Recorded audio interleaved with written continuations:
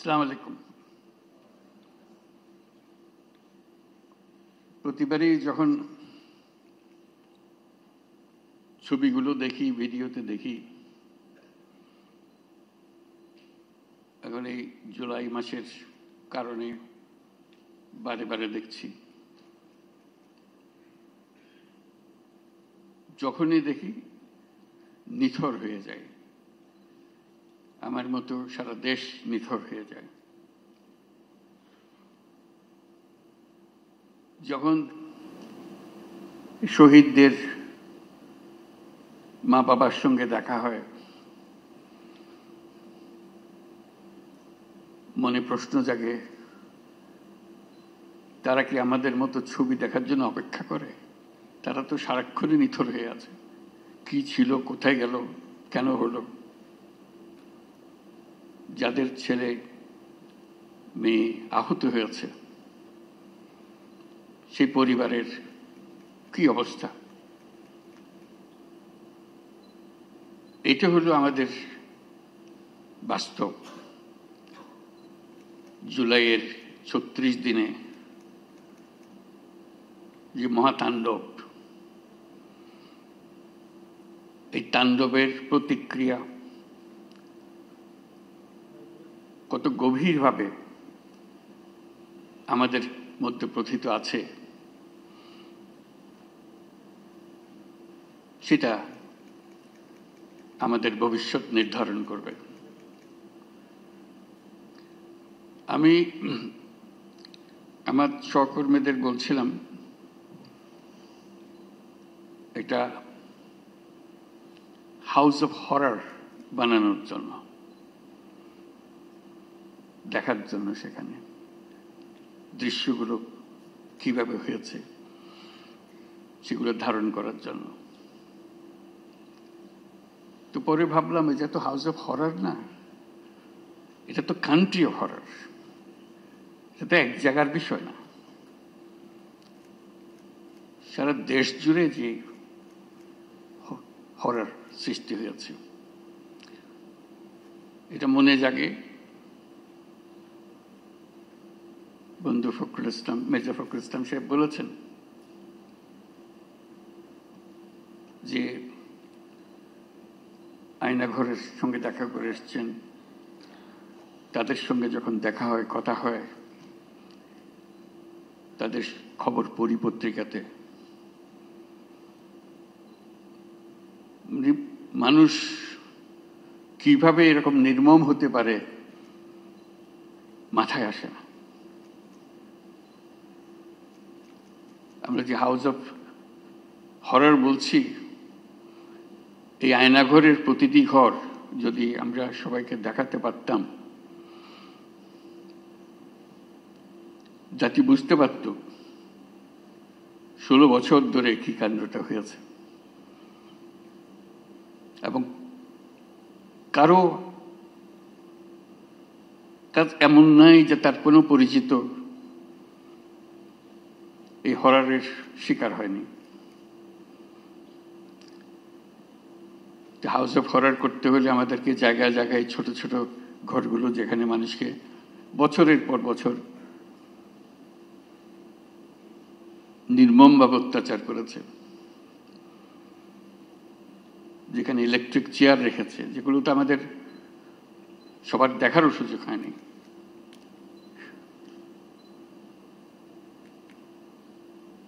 সেই কাহিনীগুলো মিলে আমরা আমাদের এই বাংলাদেশ, এখন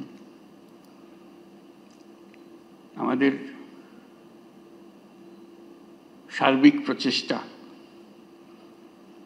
এটার থেকে যদি আমরা শিক্ষা পাই,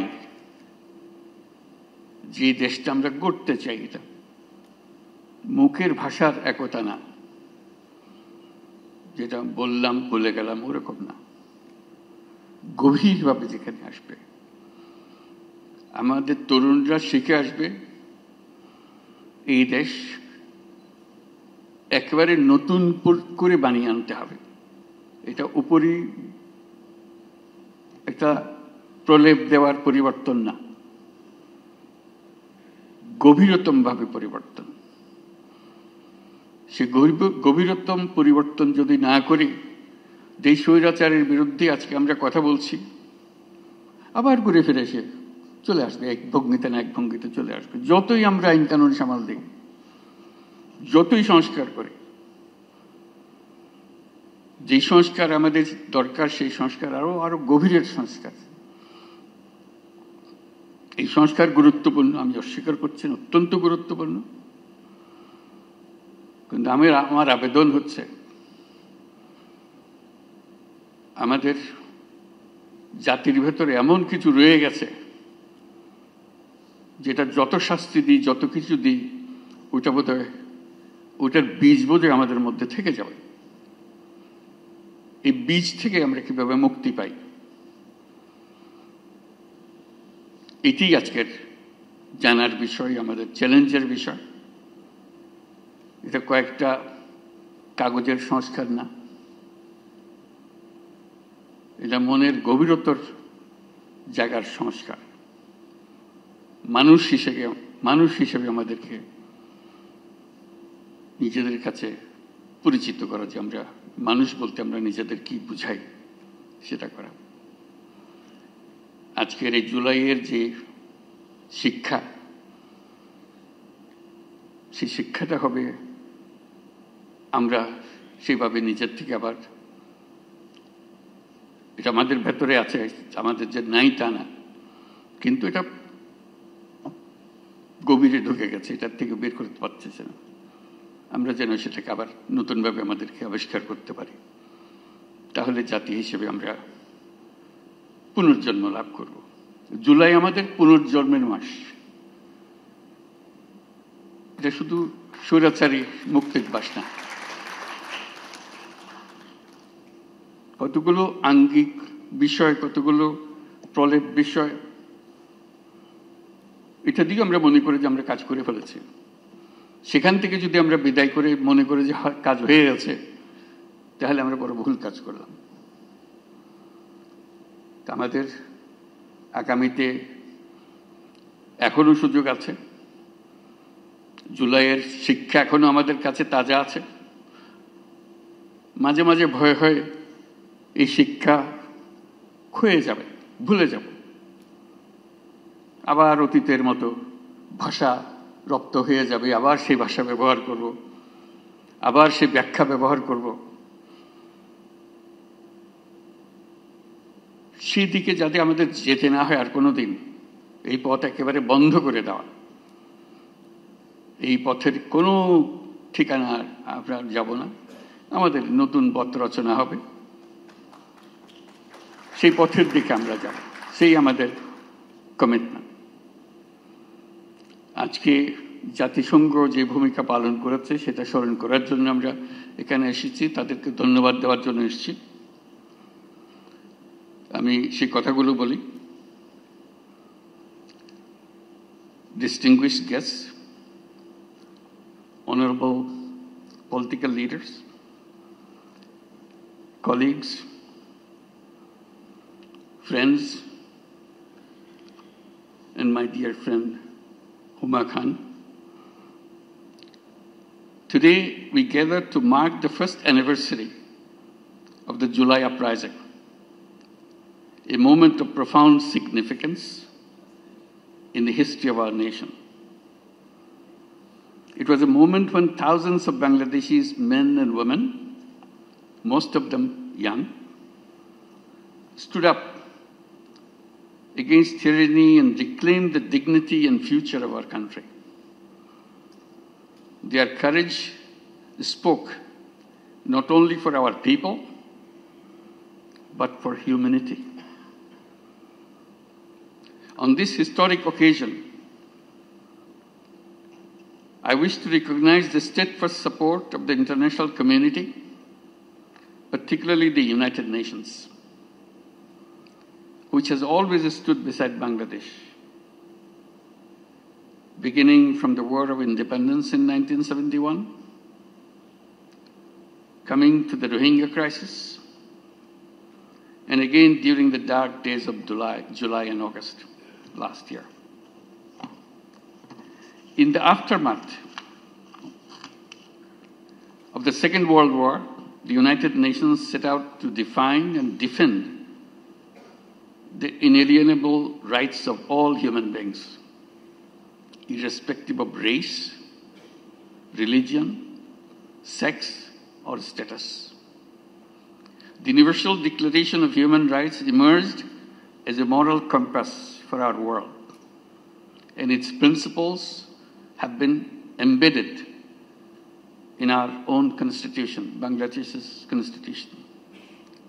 Yet, over the past 16 years, these rights were repeatedly denied to our citizens. Our institutions were captured. Freedoms were curtailed. Violence became the prime tool of governance. Last July, our society stood united in rejecting this reality. The people of Bangladesh reclaimed their rights with clarity, resolve, and immense bravery. Immediately after the establishment of the interim government in August last year, I formally requested the Office of the High Commissioner of Human Rights of the United Nations to conduct an independent fact-finding mission to investigate allegations of human rights abuses between July 1 to August 15. We believed that immediately an impartial and credible accounting of the truth was essential, not for justice alone, but also for healing. The UN High Commissioner's report, released in February 2025, revealed the staggering scale of the atrocities, an estimated 1,400 lives lost in just a few weeks. The report described the violence of systemic, directed, and coordinated from the highest level of the previous regime. It raised urgent concerns about potential crimes against humanity. These findings have been further corroborated by international investigative journalism and inspired the reports by the BBC and Al Jazeera. We are grateful to the Office of the High Commissioner for not only documenting these abuses, but for offering a comprehensive set of recommendations to help ensure that such violations never happen again. We have taken these recommendations to our heart, not out of obligation to others, but out of responsibility to ourselves. Since assuming office, our government has begun implementing wide-ranging reforms. We have amended the Code of Criminal Procedure and acceded to the International Convention for the Protection of All Persons from Enforced Disappearance. Earlier this month, we signed a Memorandum of Understanding with the Office of High Commissioner of Human Rights to establish a facilitating mission in Dhaka. This mission will provide technical support for reform initiatives as well as capacity building for government institutions, local authorities, and civil society actors working to safeguard most precious thing, human rights. From the earliest days of the interim government, the United Nations has been a vital partner in our transition. I thank the Secretary General Antonio Guterres, a wonderful friend of Bangladesh, for his unwavering support and for his solidarity and his visit to Bangladesh in March of this year. I also extend my deep appreciation to High Commissioner Volker Turk, the members of the Office of the High Commissioner for Human Rights, fact-finding team, Ms. Gwen Lewis, the UN Resident Coordinator, and of course my friend Huma Khan, Senior Human Rights Advisor, for their extraordinary and historical contributions. Our work is far from finished. Alongside our reform agenda, we are pursuing legal accountability for those responsible for gross violations. But justice is not only about punishment. Justice is also about ensuring that the state power can never again be used to suppress, silence, or destroy its own people. We are working to build a broad national consensus around a renewed political system. These are not just words. These are something to be embedded in our heart. One that delivers inclusive, participatory, and credible elections. The goal is clear: to establish a society where all Bangladeshis can live in peace, with freedom, with dignity, and with pride.